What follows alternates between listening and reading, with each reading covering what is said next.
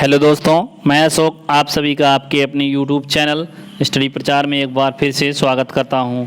साथियों, घटना चक्र की सीरीज में आप सभी का एक बार फिर से स्वागत है। साथियों, 2021 यूपीएसआई भर्ती के लिए यह सीरीज जो कि सामान्य ज्ञान की है, यदि आपने इसका वीडियो फर्स्ट और सेकंड नहीं देखा तो प्लेलिस्ट के माध्यम से देख सकते हैं। साथियों, यहाँ पर वीडियो लेक्चर नंबर 3 है। तो चलिए बिना देरी के स्टार्ट करते हैं। साथियों, इसके पहले मैं आशा करता हूँ साथियों आप लोग स्वस्थ होंगे और आप अपने पढ़ाई को बेहतर तरीके से आगे बढ़ा रहे होंगे। साथियों, तो चलिए देखते हैं सामान्य ज्ञान का जो पहला यहाँ पर टॉपिक है। यहाँ पर वैज्ञानिक का नाम है। साथियों, यहाँ पर वैज्ञानिक का नाम है और उन्होंने क्या खोज किया है, आविष्कार किया है। साथियों, क्या योगदान है उनका और ये निवासी कहाँ के हैं, इनके बारे में स्पीडली पढ़ेंगे। साथियों, चलिए तो स्टार्ट करते हैं। तो यहाँ पर देखेंगे पहला नाम है साथियों, जो क्या नाम है यहाँ पर है R.A. मिल्कन है, जो कि इलेक्ट्रॉन आवेश की माप का आविष्कार किया था। ये अमेरिका के रहने वाले हैं। और अर्नेस्ट रदरफोर्ड जो कि परमाणु का नाभिकीय निदर्श का आविष्कार किया, जिन्होंने ये न्यूजीलैंड के निवासी हैं। साथियों, और नील बोर जो कि हाइड्रोजन परमाणु का क्वांटम निदर्श का आविष्कार किया था। साथियों, और रहने वाले ये कहाँ के हैं, डेनमार्क के हैं। साथियों, नेक्स्ट क्वेश्चन पे आते हैं। यहाँ पर आपने देखा कि चंद्रशेखर वेंकटरमन की बात करें तो ये अणुओं द्वारा प्रकाश का अप्रत्यास्थ प्रकीर्णन जो कि ये निवासी हैं भारत के। साथियों, और नेक्स्ट देखेंगे तो यहाँ पर लुइस क्या नाम है, लुइस विक्टर द ब्रागली, जो कि इन्होंने द्रव्य की तरंग प्रकृति का आविष्कार किया था और इनका निवास स्थान निवासी हैं। साथियों, मूल निवास देश है इनका फ्रांस। और नेक्स्ट देखेंगे मेघनाथ साहा, क्या नाम है, मेघनाथ साहा, जो कि तापिक आयनन का आविष्कार किया इन्होंने और इनका इसमें योगदान है। ये भारत के निवासी हैं। साथियों, और सत्येंद्र नाथ बोस, आपने नाम सुना होगा, क्वांटम सांख्यिकी की इन्होंने जो कि आविष्कार किया था और भारत के ये निवासी हैं। नेक्स्ट देखेंगे वॉल्फगैंग पॉली अपवर्ग, क्या इन्होंने किया था। साथियों, इनका आविष्कार क्या है, अपवर्जन नियम इन्होंने आविष्कार किया था और इनका इसमें योगदान था। रहने वाले ऑस्ट्रिया के हैं। और एनरिको फर्मी का नाम सुना होगा आपने, यह नियंत्रित नाभिकीय विखंडन का आविष्कार किया था इन्होंने, इटली के रहने वाले हैं ये।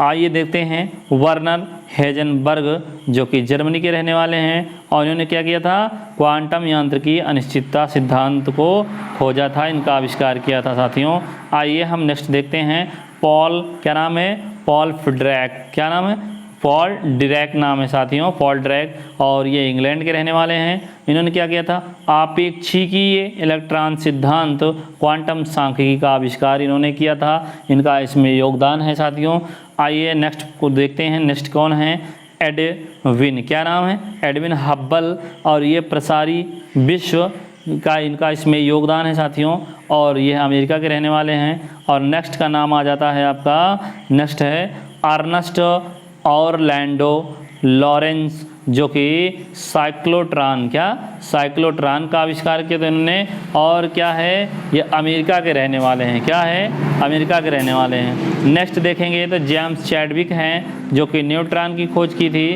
ये इंग्लैंड के निवासी हैं। और हिडेकी युकावा, क्या नाम है, हिडेकी युकावा, जो कि नाभिकीय बलों का सिद्धांत इन्होंने आविष्कार किया था, इसका खोज की थी। साथियों, जापान के रहने वाले हैं।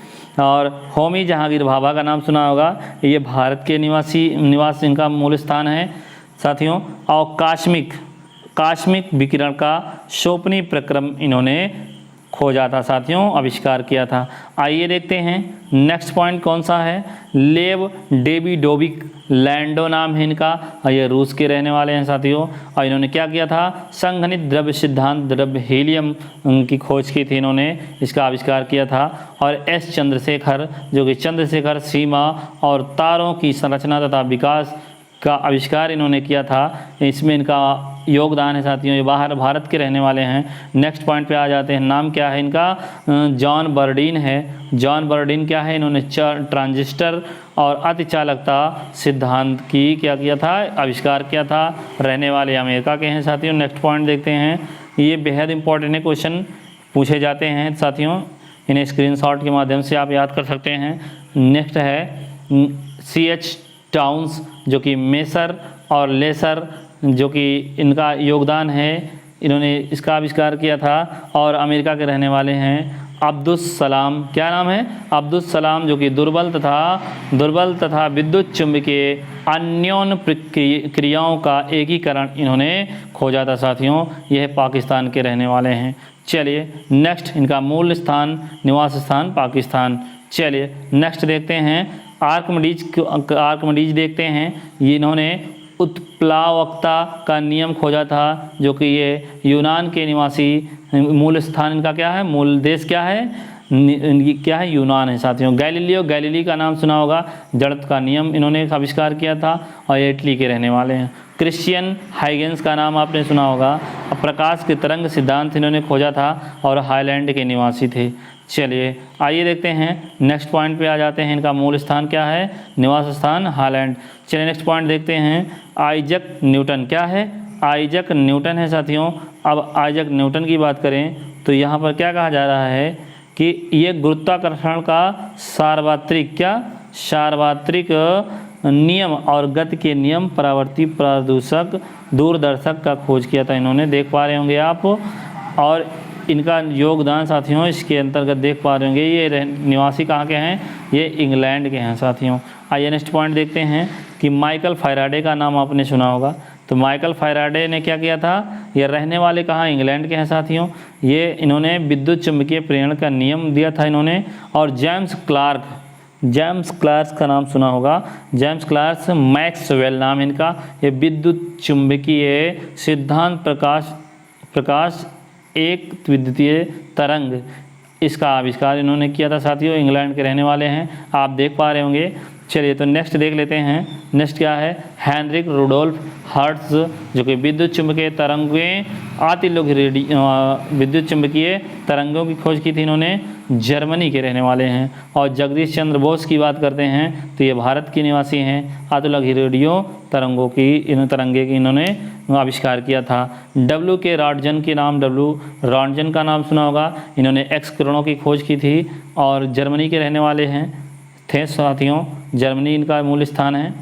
जे थॉमसन की बात करें तो इलेक्ट्रॉन की खोज की थी, इंग्लैंड के निवासी थे, इनका मूल स्थान इंग्लैंड था। मैरी स्क्लोडोस्का क्यूरी नाम है इनका, और ये रेडियम तथा पोलोनियम की खोज की थी और प्राकृतिक रेडियो एक्टिविटा का अध्ययन इन्होंने खोजा था साथियों, जो कि ये रहने वाले पोलैंड के, कहाँ के, पोलैंड के थे।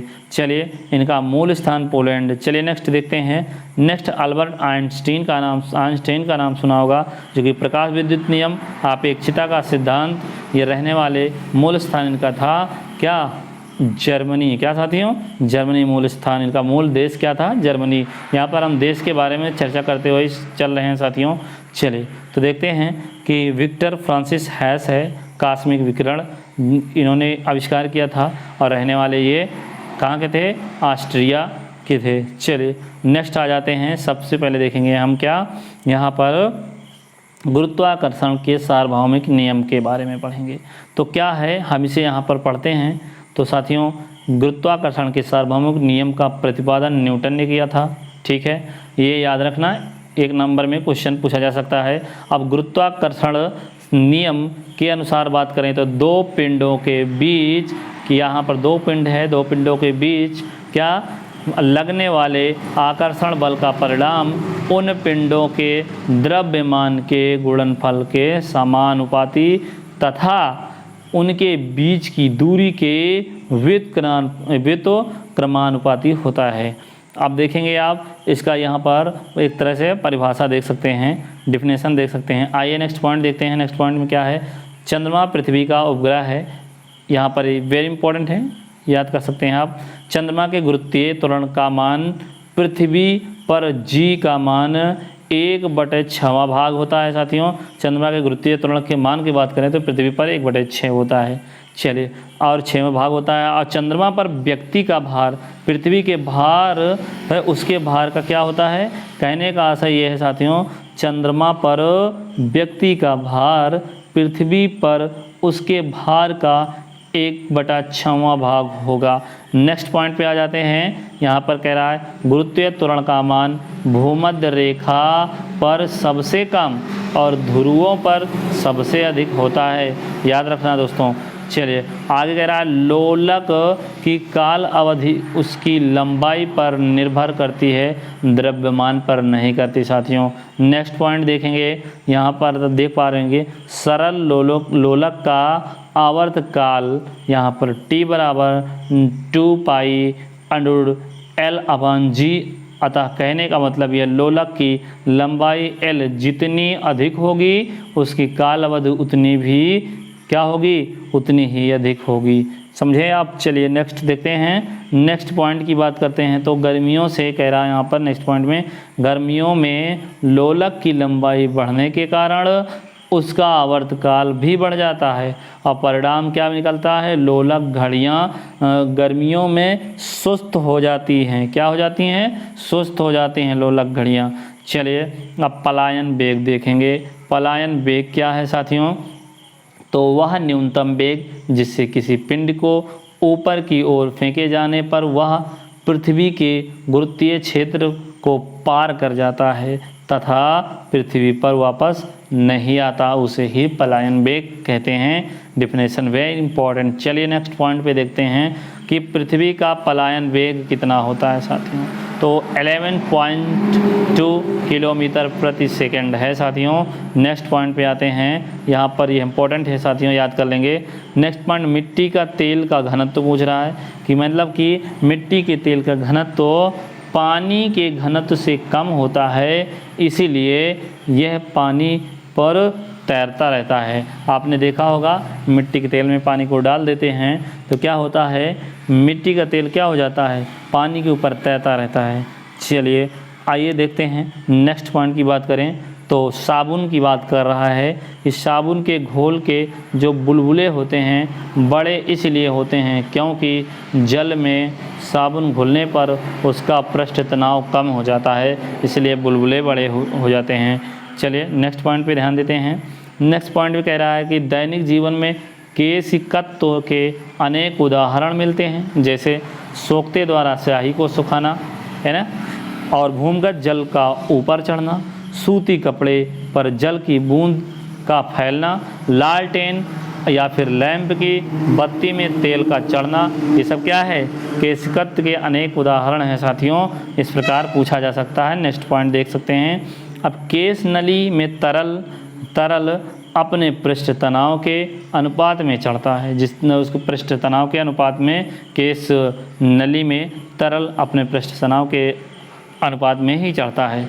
नेक्स्ट पॉइंट पे ध्यान देंगे तो कह रहे हैं जिस तरल पृष्ठ तनाव जिस तरल का पृष्ठ तनाव जितना ज़्यादा होगा साथियों केश नली में वह उतने ही ज़्यादा ऊंचे तक बढ़ जाएगा, यानी कि चढ़ेगा साथियों।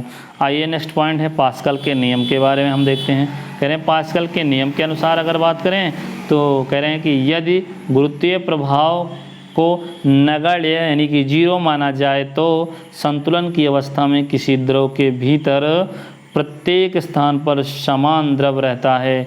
यह अगला पॉइंट देखते हैं। कह रहा है कि हाइड्रोलिक ब्रेक आपने सुना होगा, hydraulic brake, hydraulic press, hydraulic lift क्या है, ये पास्कल के नियम पर आधारित होते हैं साथियों।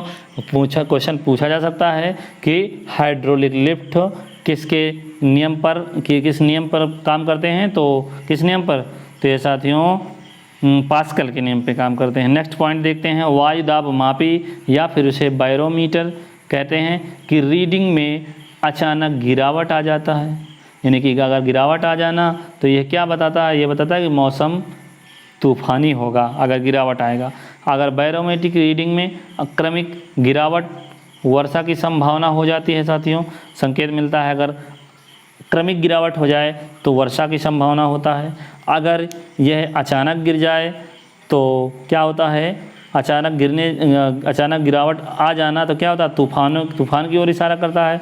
और बैरोमीटर यदि क्या कह रहा है कि ऊंचाई में क्रमिक चढ़ाव होता है, धीरे धीरे ऊपर चढ़ता है साथियों, तो संकेत होता है क्या, मौसम साफ होने का।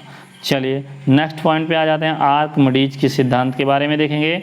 आर्किमिडीज सिद्धांत के अनुसार बात करें, जब कोई वस्तु किसी द्रव में अंशतः या फिर पूरी तरह से डुबोई जाए तो डुबोने पर वस्तु के भार में कमी प्रतीत होती है। आपने देखा होगा यदि आप पानी में जल में बोतल डुबोते हैं तो उसमें क्या होता है, डुबोने पर वस्तु का भार कम प्रतीत होता है, कमी आ जाती है। तो वस्तु के भार में यह आभासी कमी उसके द्वारा हटाए गए द्रव के भार के बराबर होती है साथियों। और यही क्या होगा, आर्किमिडीज का सिद्धांत होगा साथियों। चलिए तो आप देखते हैं उत्प्लवन के नियम क्या है। प्लवन के नियम के अनुसार, प्लवन के नियम क्या है, आइए देख लेते हैं इसको भी। तो प्लवन के नियम क्या है, संतुलित अवस्था में तैरने पर वस्तु अपने भार के बराबर द्रव स्थापित करती है।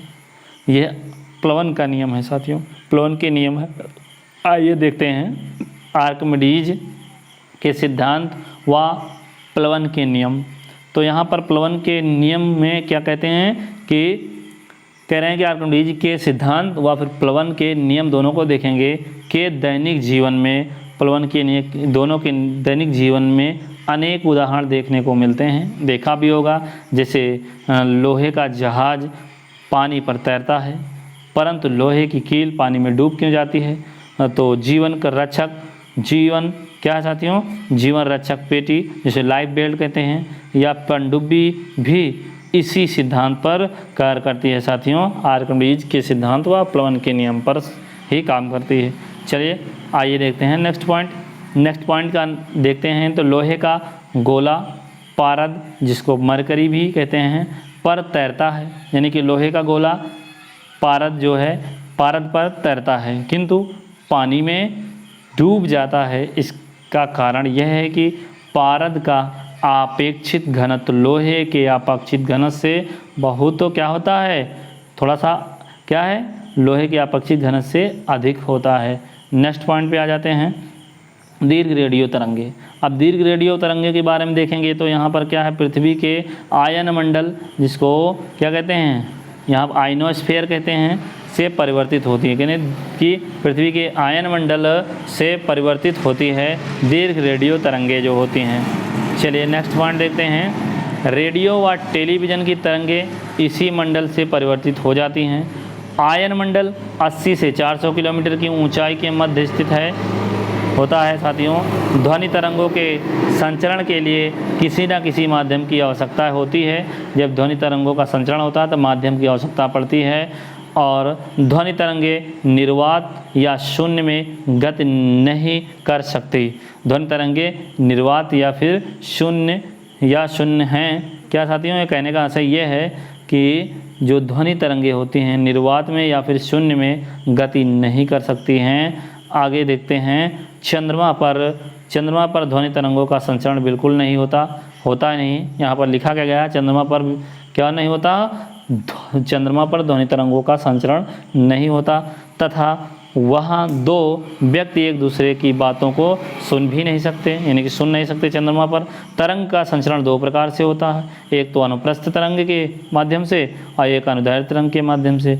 ध्वनि तरंग अनुदैर्ध्य होती है। आप नेक्स्ट देखेंगे, यहाँ पर ध्वनि के स्रोत आप देख पा रहे होंगे, ध्वनि के स्रोत दिए गए हैं और यहाँ पर डेसिबल में जो कि तीव्रता दिया गया है उसका कितने से कितना है साथियों, डेसिबल डीबी दिया गया है। डेसिबल में से हम देखते हैं तो ध्वनि का स्रोत क्या है, ध्वनि का स्रोत साथियों यहाँ पर फुसफुसाहट अगर की जाए, यानी कि फुसफुसाहट, तो इसका डेसिबल क्या होता है 15 से 20 होता है। और साधारण बातचीत मनुष्य करता है तो 30 से 60 डेसिबल होता है और गुस्से में बातचीत करता है तो 70 से 80 डेसिबल हो जाता है। अगर इंसान करें ट्रक मोटरसाइकिल की बात करें तो यह 90 से 95 डेसिबल क्या करता है, ध्वनि तरंगे होती हैं। इसका स्रोत ध्वनि तरंगे क्या होती है, तीव्रता इसकी इतनी होती है साथियों। तो आइए नेक्स्ट देखते हैं क्या है। अगर जेट विमान की बात करें तो जेट विमान 140 से 150 डेसिबल की तीव्रता उत्पन्न करता है। आर्केस्ट्रा आप जानते होंगे, तो आर्केस्ट्रा में क्या है 110 से 120 तीव्रता का डेसिबल जो है उत्पन्न करता है। नेक्स्ट देखते हैं, नेक्स्ट पॉइंट क्या है, कास्मिकीय किरणें, सॉरी दोस्तों, कास्मिक किरणें। अब कास्मिक किरणें क्या है इसके बारे में देखते हैं। विद्युत चुंबकीय स्पेक्ट्रम का भाग नहीं है। क्या नहीं है कि विद्युत चुंबकीय स्पेक्ट्रम का भाग नहीं है, ये बेहद इंपॉर्टेंट है। नेक्स्ट पॉइंट देखते हैं कि कास्मिक किरणें उच्च ऊर्जा के आवेशित कण हैं जो अंतरिक्ष में लगभग प्रकाश की गति से गमन करते हैं। और नेक्स्ट पॉइंट है, माध्यम में किसी कण के एक पूरा कंपन किए जाने पर तरंग जितनी दूरी तय करती है उसे ही तरंग दैर्ध्य कहते हैं साथियों। नेक्स्ट पॉइंट पे आ जाते हैं, तरंग दैर्ध्य दो उत्तरोत्तर श्रृंग अथवा दो उत्तरोत्तर गर्त के बीच की दूरी होती है साथियों। क्रिस्टल विज्ञान क्या कहते हैं, क्या है, क्रिस्टल विज्ञान, जो कि क्रिस्टलोग्राफी है, या फिर मणि विज्ञान एक प्रायोगिक विज्ञान है। यहाँ पर आप फिर से देख सकते हैं कि क्रिस्टल विज्ञान या मणि विज्ञान एक प्रायोगिक विज्ञान है जिसमें क्रिस्टलों में परमाणु के विन्यास का अध्ययन किया जाता है। आइए नेक्स्ट देखते हैं। नेक्स्ट यहाँ पर दिया जा रहा है प्रमुख विद्युत तरंगे हैं, तरंगों के खोज करता है। यहाँ पर किसने किस तरंग को खोजा है इसके बारे में देखेंगे। यहाँ पर विद्युत चुंबकीय तरंग है, यहाँ पर उसको खोजने वाले हैं साथियों। गामा किरण की खोज बेकुरल ने की थी, और एक्स किरण जो कि विलियम रॉन्टजन ने की थी। विलियम रॉन्टजन ने परावैगनिक किरणें रिटर ने, और अवरक्त किरणें हर्शल ने किया था। नेक्स्ट पॉइंट देखते हैं। और रेडियो तरंगे की बात करें तो मार्कोनी ने किया था साथियों।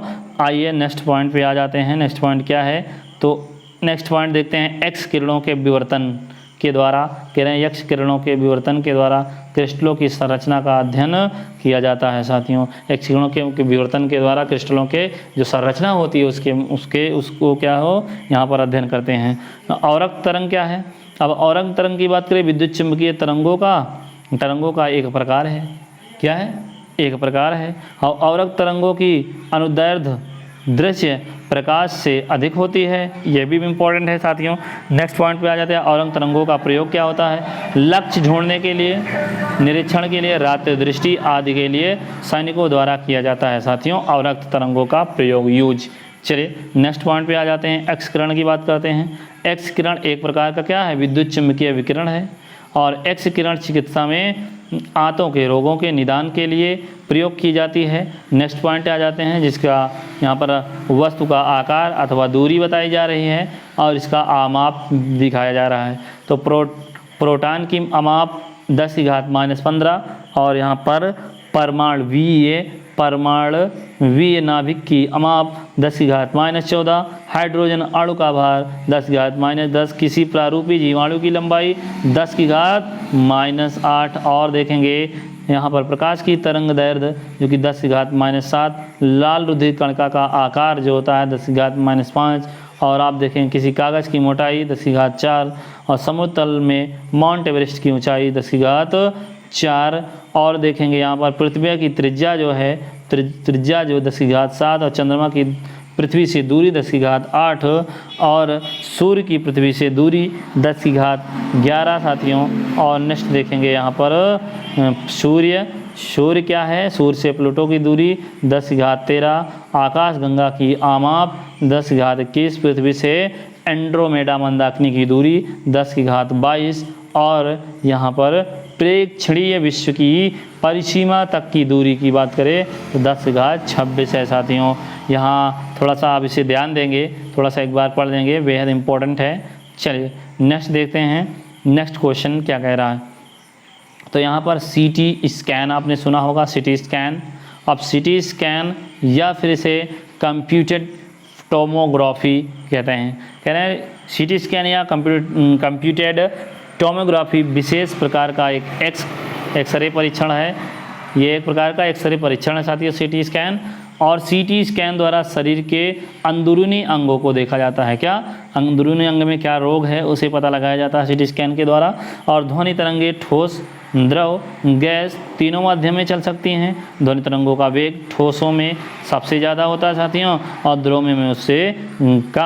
द्रव में उससे कम तथा गैसों में सबसे कम होता है साथियों। नेक्स्ट पॉइंट पे आ जाते हैं। यहाँ पर नेक्स्ट पॉइंट क्या है, हवा में ध्वनि का वेग 0 डिग्री सेल्सियस पर यहाँ पर 331 मीटर प्रति सेकेंड, और जल की बात करें तो 0 डिग्री सेल्सियस पर में और 1402 मीटर प्रति सेकेंड, तथा लोहे की बात करें तो लोहे में 25 डिग्री सेल्सियस पर और 5950 मीटर प्रति सेकेंड होता है साथियों। आप इसका स्क्रीनशॉट ले सकते हैं। चलिए नेक्स्ट पॉइंट देखते हैं। पॉइंट नेक्स्ट है जो कि आपसे कह रहा है साथियों, यहाँ पर आप देख पा रहे होंगे, यहाँ पर एक कहा जा रहा है कि श्रव्य ध्वनि तरंग, जो तरंगे होती हैं जिनकी आवृत्ति क्या होती है, जिसको सुन सकते हैं, श्रव्य ध्वनि तरंगे क्या होती हैं, जिनकी आवृत्ति होती है 20 हर्ट्ज से कितनी होती है, 20 हर्ट्ज से 20,000 कितनी होती है साथियों, तो 20,000 होती है, 20 हर्ट्ज से 20,000। आइए देखते हैं, हर्ट्ज तक होती हैं, यहाँ पर आप देख पा रहे होंगे। नेक्स्ट पॉइंट देखते हैं। अगला अपश्रव्य ध्वनि तरंगों की बात करें तो इसकी आवृत्ति 20 हर्ट्ज से कम होती है। पराश्रव्य ध्वनि तरंगे की बात करें तो इसकी आवृत्ति क्या होती है, इसकी आवृत्ति साथियों क्या होती है, 20,000 हर्ट्ज से अधिक होती है और मनुष्य की श्रवण क्षमता से परे हो जाती है। चलिए आगे देखते हैं, यह मनुष्य इसको सुन नहीं सकता। आइए नेक्स्ट पॉइंट देख लेते हैं। पराश्रव्य तरंगों का सबसे पहले गाल्टन ने, किसने, इंपॉर्टेंट है साथियों, इसे याद रखेंगे कि इस पराश्रव्य तरंगों का सबसे पहले गाल्टन ने एक सीटी द्वारा उत्पन्न किया था। पराश्रव्य तरंगों, इन्होंने सीटी द्वारा उत्पन्न किया था। पराश्रव्य तरंगों का उपयोग संकेतक के रूप में, किसके रूप में, संकेतक के रूप में, कीड़ों को नष्ट करने में, कपड़ों से धूल हटाने में, स्वचालित दरवाजों को नियंत्रित करने में, समुद्र की गहराई की नाप लेने में, छिपी वस्तुओं को खोज करने में, द्रव्य को गर्म करने तथा विविध चिकित्सकीय अनुप्रयोगों में इसका प्रयोग किया जाता है साथियों। आइए चमगादड़ के बारे में देखते हैं। अब यहाँ पर चमगादड़ कह रहा है, चमगादड़ उड़ते समय पराश्रव्य ध्वनि तरंगे उत्पन्न करते हैं। बेहद इंपॉर्टेंट, पराश्रव्य ध्वनि तरंगे रडार द्वारा प्रक्षेपित तरंगों, प्रकाश तरंगों की भांति मार्ग में रुकावट से टकराने के बाद उद्गम स्रोत तक लौट आती है। Very important. नेक्स्ट, चमगादड़ अपनी संवेदनशील इंद्रियों के से संभावित रुकावट की दिशा और दूरी का अनुमान लगा लेते हैं, पता लगा लेते हैं। चलिए आइए नेक्स्ट देखते हैं। यहाँ पर कह रहा है हृदय अपश्रव्य आवृत्ति कंपन करता है। कह रहे हैं हृदय अपश्रव्य आवृत्ति पर कंपन करता है, जिसे सुनने के लिए स्टेथोस्कोप का प्रयोग किया जाता है। आइए देखते हैं। साधारणतया बात करें तो साधारणतया मानव श्रवण शक्ति की परास क्या होती है, 20 से लेकर 20,000 कंपन प्रति सेकंड तक होती है। नेक्स्ट पॉइंट है, जो जेट विमान ध्वनि से भी तीव्र गति से उड़ान भरते हैं उन्हें सुपरसोनिक जेट विमान कहते हैं। वेरी इंपॉर्टेंट, देख पा रहे होंगे। नेक्स्ट पॉइंट पे आ जाते हैं, समताप मंडल। अब समताप मंडल क्या कह रहा है, समताप मंडल की परिस्थितियाँ हवाई जहाज़ उड़ाने के लिए आदर्श होती है, बेहतर होती हैं। इसमें हवाई जहाज़ उड़ाए जाते हैं और सुपरसोनिक जेट विमानों के ईंधन दहन से निकलने वाले नाइट्रोजन के ऑक्साइड समताप मंडल की ओजोन परत को नुकसान क्षति पहुंचाते हैं। चलिए नेक्स्ट पॉइंट पे आ जाते हैं। नेक्स्ट पॉइंट क्या है, 10 की घात के जो नाम दिए गए हैं आप इन्हें याद कर लेंगे, इससे काफ़ी क्वेश्चन बनाए जा सकते हैं।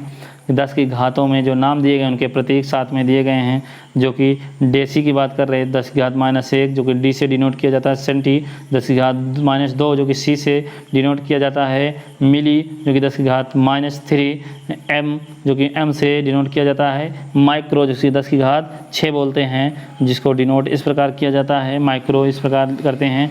नेक्स्ट देखते हैं नैनो। अब नैनो की बात करें जैसे 10 की घात 9 हो तो नैनो से कहते हैं, और ये एन से डिनोट किया जाता है, पिको जो कि 10 की घात -12 है जो कि पी से डिनोट किया जाता है, और फेमटो की बात करें 10 की घात -15 जो कि एफ से डिनोट किया जाता है साथियों।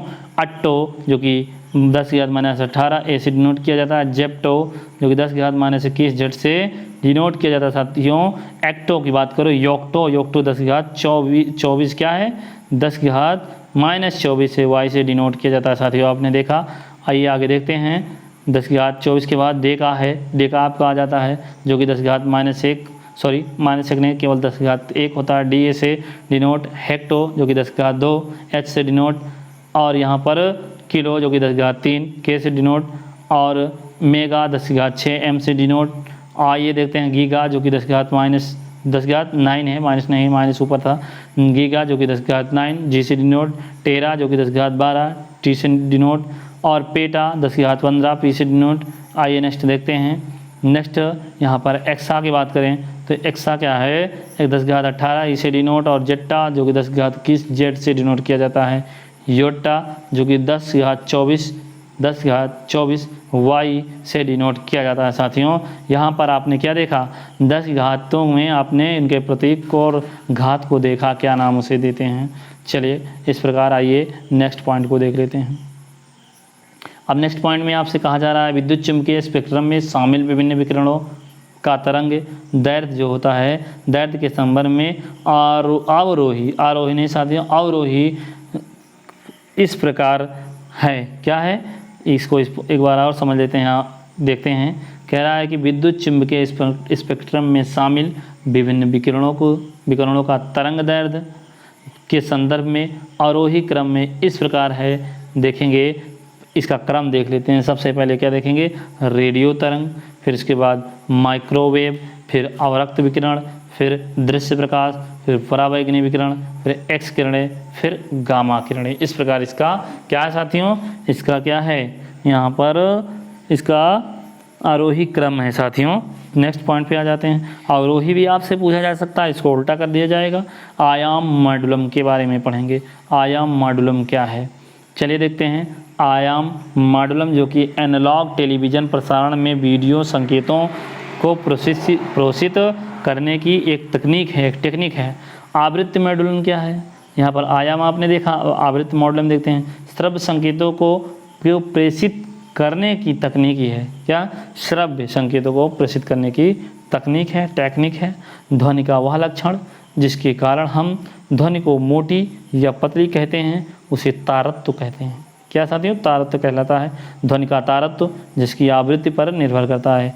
पूछा जा सकता है कि ध्वनि के तारत्व किस पर निर्भर करता है, तो आवृत्ति पर।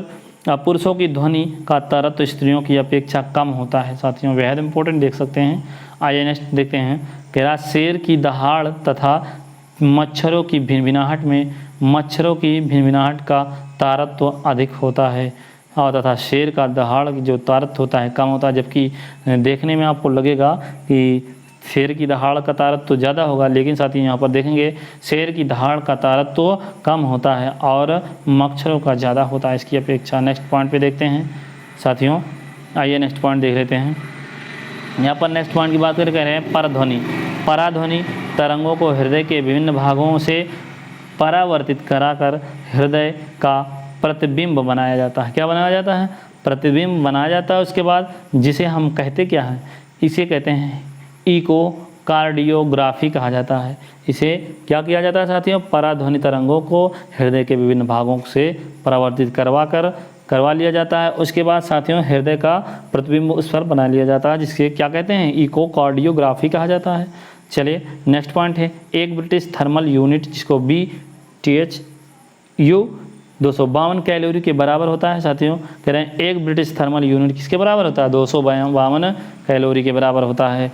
और एक कैलोरी में 4.186 जूल होता है। कितना होता है, 4.186 जूल होता है। साथियों नेक्स्ट पॉइंट पे आ जाते हैं। ऊष्मा का एसआई मात्रक आपसे कह रहा है, तो ऊष्मा का एसआई मात्रक जूल और सीजीएस में मात्रक की बात करें तो कैलोरी होता है। साथियों चलिए आइए नेक्स्ट देख लेते हैं। यहाँ पर सूत्र दिया गया है, सूत्र बेहद इंपॉर्टेंट है। यदि सेंटीग्रेड में, फ़ारेनहाइट में या र्यूमर में या केल्विन में आपको इसका संबंध देखना है तो इस फार्मूले से सभी ज्ञात किए जा सकते हैं। फिलहाल फार्मूला यहाँ पर देख लेंगे, दोबारा जब डिटेल में बोर्ड के माध्यम से पढ़ाया जाएगा तो अच्छे से पढ़ाया जाएगा। चलिए इस प्रकार यहाँ पर इसे कंप्लीट करवाना है तो आप इसे समझ सकते हैं। चलिए यहाँ पर देखेंगे C/5 बराबर F-32/9 और जो कि बराबर R/4 बराबर K-273 अपान क्या है 5 है। इस प्रकार ये फार्मूला है, बेहद इंपॉर्टेंट से आप याद कर लेंगे तो आप इससे काफ़ी इसको संबंध को ज्ञात कर सकते हैं, चाहे सेंटीग्रेड, चाहे फ़ारेनहाइट या र्यूमर, या फिर आप केल्विन में जांच सकते हैं। चलिए माइनस, यहाँ पर आप देख पा रहे हैं -40 डिग्री सेंटीग्रेड एक ऐसा ताप है जो कि डिग्री सेंटीग्रेड तथा डिग्री फ़ारेनहाइट में समान होता है। यहाँ पर देख सकते हैं यह एक समान है। आइए देखते हैं नेक्स्ट पॉइंट। कह रहा है यहाँ पर एक स्वस्थ मनुष्य के शरीर का तापमान 36.9 डिग्री सेल्सियस या फिर 98.6 यानी कि 98.6 डिग्री फ़ारेनहाइट होता है। यहाँ पर फ़ारेनहाइट में है साथियों, यहाँ पर डिग्री सेल्सियस में है।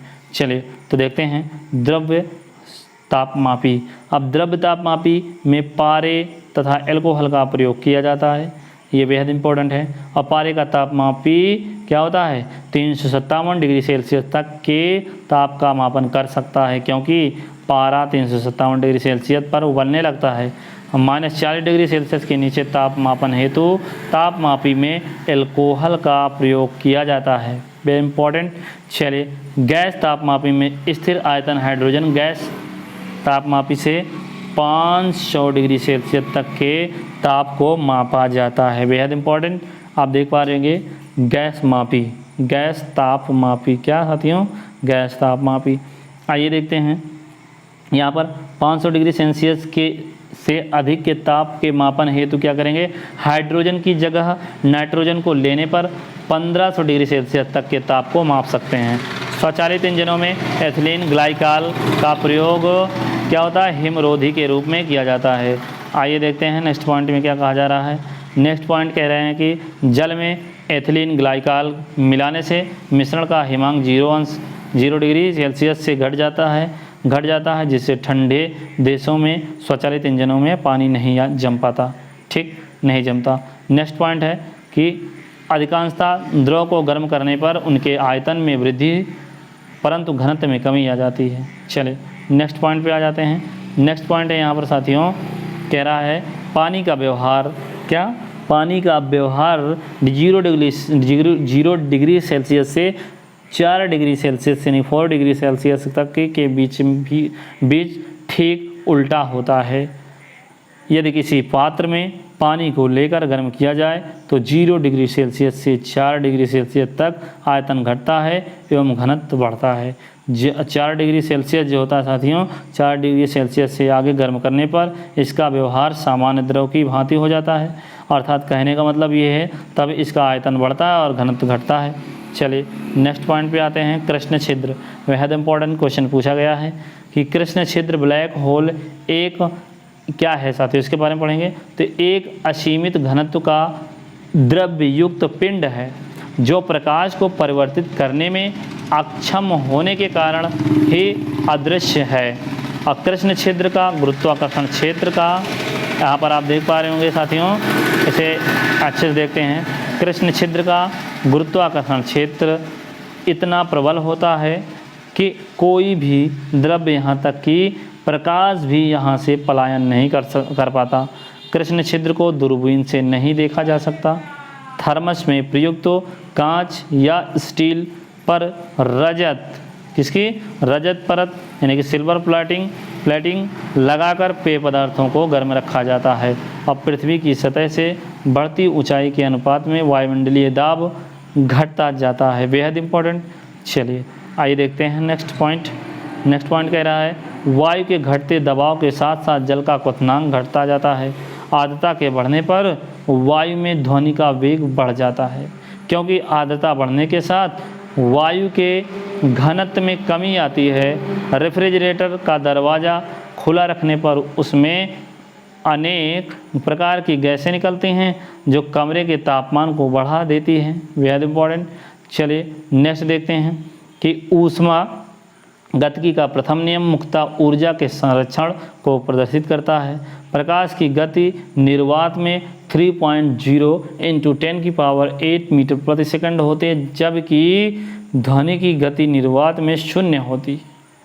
प्रकाश की गति पानी में 2.25 × 10⁸ मीटर प्रति सेकंड तथा कांच में 2.0 × 8 मीटर प्रति सेकंड होता है। प्रकाश की गति पानी में और कांच में अलग अलग है साथियों, आप देख सकते हैं। चलिए आगे देखेंगे प्रकाश की चाल, और यहाँ माध्यम दिया गया है, माध्यम और चाल प्रति सेकंड में।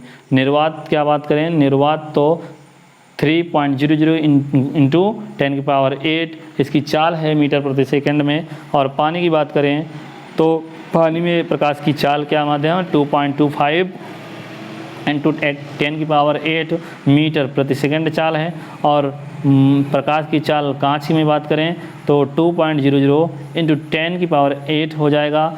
और तारपीन क्या साथियों, तारपीन का तेल जो होता है उसकी बात करें तो 2.04 इंटू 10⁸। और रॉक साल्ट जो होता है इसकी बात करें प्रकाश की चाल इसमें क्या होता है तो 1.94 इंटू 10⁸ होता है साथियों।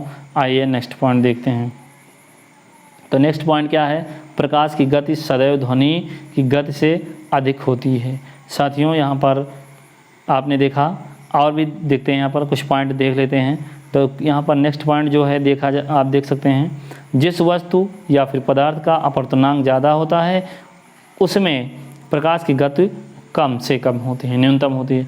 जब कोई प्रकाश तरंग वायु से कांच या फिर एक माध्यम से दूसरे माध्यम में प्रवेश करती है, यानी सॉरी दोस्तों, जब कोई प्रकाश तरंग वायु से कांच या फिर एक माध्यम से दूसरे माध्यम में जाती है, प्रवेश करती है, तो प्रकाश की आवृत्ति वही रहती है, लेकिन उसका तरंगदैर्घ्य तथा वेग बदल जाता है। नेक्स्ट पॉइंट पे आते हैं, नियान गैस के बारे में पढ़ते हैं। नियान गैस विसर्जन लैंपों, डिस्चार्ज लैंप एवं ट्यूबों तथा प्रदीप्त बल्बों में भरी जाती है। पूछा जा सकता है कि नियान गैस किस में भरी जाती है, तो विसर्जन गैस में, विसर्जन लैंप में साथियों, और ट्यूबों में और बल्ब में। नेक्स्ट पॉइंट दें, जब प्रकाश की किरण किसी सघन माध्यम से विरल माध्यम में प्रवेश करती है तो आपतन कोण के क्रांतिक कोण से अधिक हो जाने पर परिवर्तित किरण सघन माध्यम में वापस लौट आती है, जिसे पूर्ण आंतरिक परावर्तन कहते हैं। चले, तो यहाँ पर आपने देखा साथियों, सामान्य ज्ञान के बारे में आपने पढ़ा, जो कि UPSI स्पेशल था। तो साथियों थोड़ा स्पीडली पढ़ाया गया, क्योंकि यहाँ पर घटना चक्र कंप्लीट कराना है, यहाँ पर कुछ ऐसी चीज़ समझाने की नहीं है। तो दोस्तों तो मिलते हैं एक नेक्स्ट वीडियो में, तब तक के लिए साथियों जय हिंद, जय भारत, वंदे मातरम।